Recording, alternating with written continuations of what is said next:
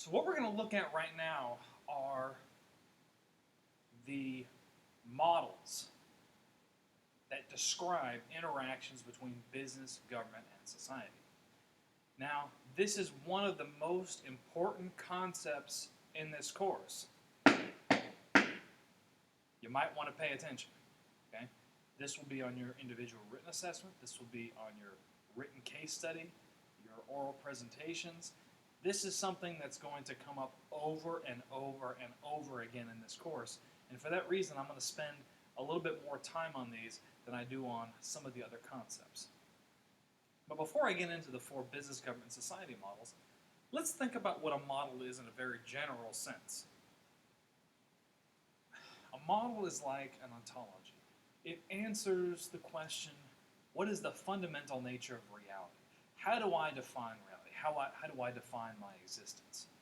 Think for a second about that movie, The Matrix. Do you remember, for those of you that have seen it, one of the characters thinks that the world that he sees and everything he touches is real. And a different character, that's Morpheus, points out that actually there's another world that exists outside this one, and that's the real world. So is the world that we see and touch real, or is it this other kind of world outside the Matrix that's the real world? Those are kind of ontological questions. Okay? Do people even exist, or are we some sort of computer program, or are we someone's dream? Those are all examples of ontological questions. So these models are ontologies, and they are in some ways used to generalize about reality. Let's look at the first model. This is called the market capitalism model. Let's start over here.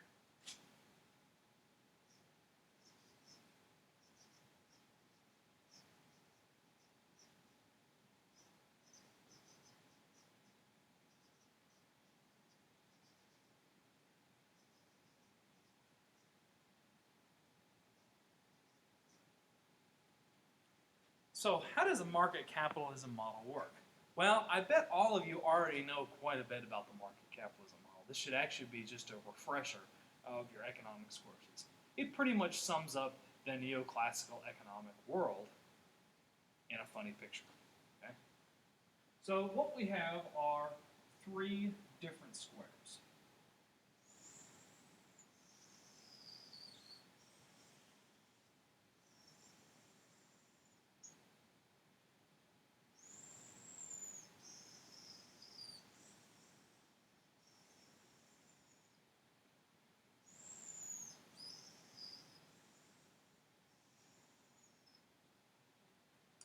Each of these squares represents a different layer of business, government, and society. In the outside, we have the socio-political environment.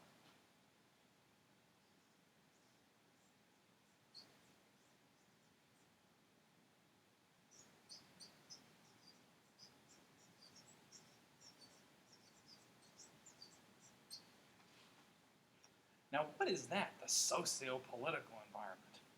Well, the socio-political environment is basically an interaction between members of society and the government.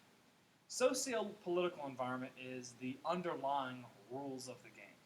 Okay?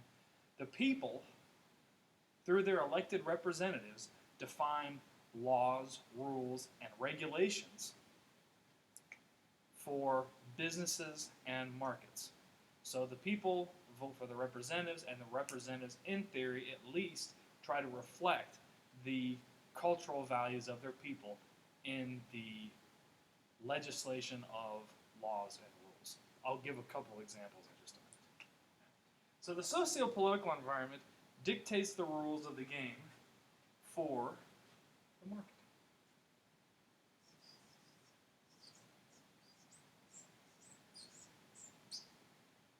The market is where the exchange of goods and services takes place. If I were to put it in a nutshell, the market is basically the intersection of the supply and demand curves that all of you saw in economics. I won't spend a whole lot of time on this because I'm assuming that when you come into this course, you've already taken macro and microeconomics.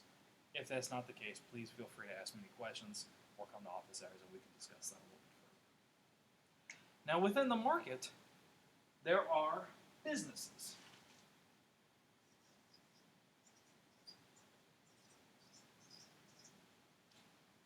So, how does the relationship work? Well, the socio-political environment sets the rules for the market, and then the market sets rules for business.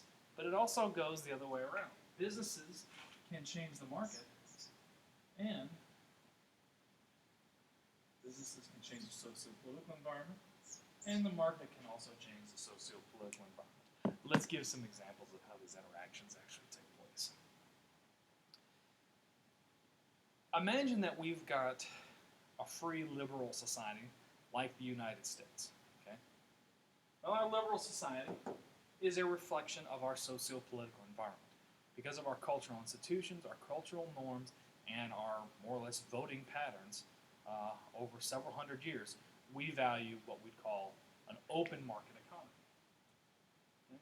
So within the market, basically, you are free to open a business, you are free to own property. There's all sorts of things that you are free to do that define our liberal market.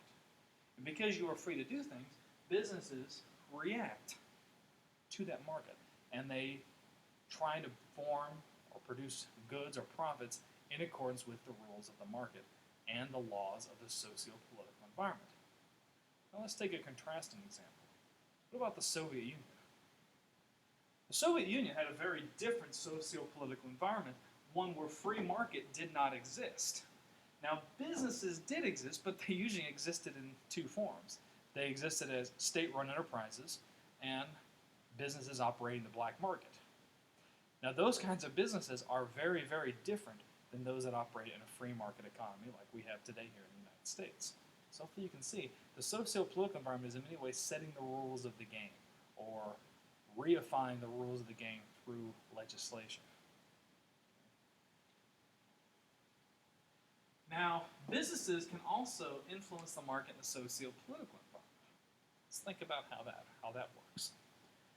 Think about the Walkman, the Sony Walkman. The Walkman combined two things that Sony could do very well: music and miniaturization. So suddenly, you could take the radio with you everywhere, have headphones, you could be jogging, and all sorts of things. So businesses actually, Sony, through the creation of the Walkman, actually created a new market for portable on-the-go music. And that sort of led to a higher demand in cassette tapes and CD players. So the market actually changed. Right?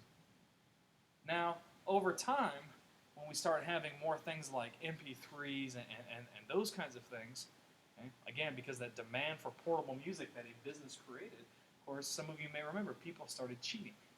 They started downloading illegal music. They started more or less stealing in some ways. So the socio-political environment was forced to react. That there was a market for illegal music caused by a business.